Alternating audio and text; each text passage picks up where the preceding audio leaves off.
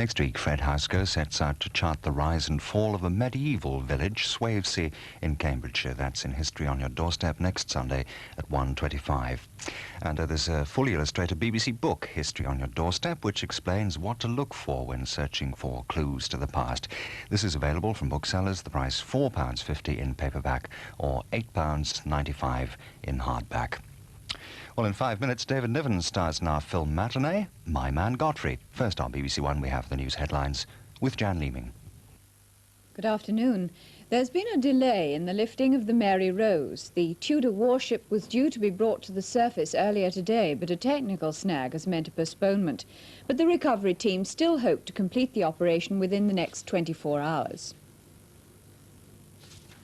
The huge floating crane waits to lift the hull of King Henry's flagship from the seabed of the Solent, where she's lain since 1545. The problem this morning was with the lifting frame.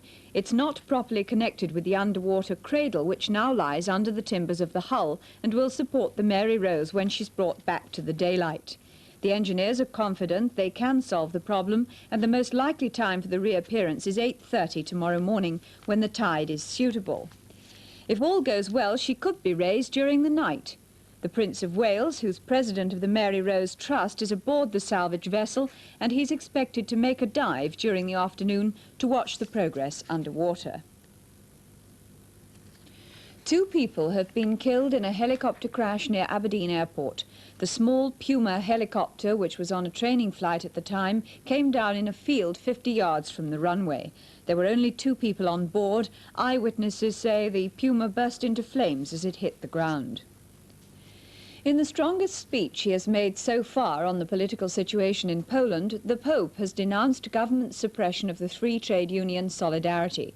He said the martial authorities had violated the fundamental rights of man and society.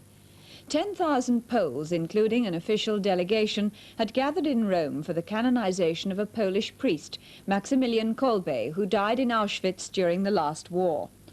Many of the Polish pilgrims had been allowed to travel to Italy with the permission of the government. Amongst the crowd of 150,000 were a few survivors from the concentration camp. But the ceremony was dominated by the Pope's reference to the political situation in his homeland, and he called for prayers for the Polish people.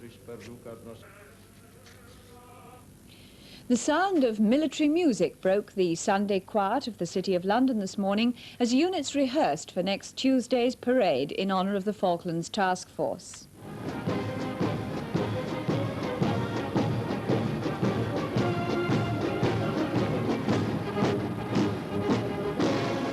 A 1,000 members representing all units of the task force will be marching on Tuesday with some of the hardware used in the fighting, and 5 bands will lead the way.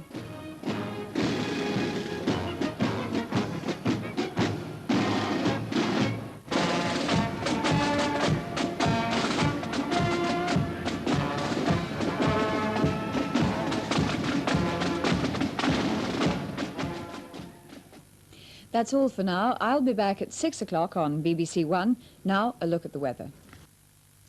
Most areas will stay dry and at times bright, but there will be a little showery rain in southwest England and rather more persistent rain for a time in central Scotland.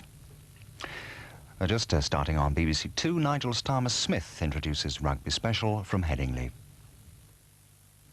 And here on BBC One, before our film matinee, My Man Godfrey, a quick look at the rest of this afternoon.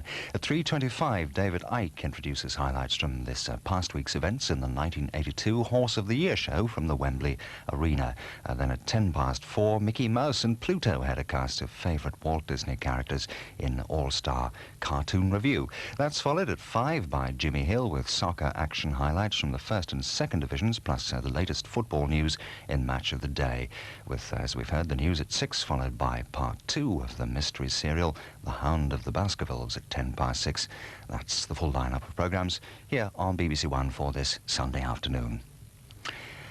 And beginning now with David Niven starring in our film matinee. It's a sophisticated romantic comedy called My Man Godfrey.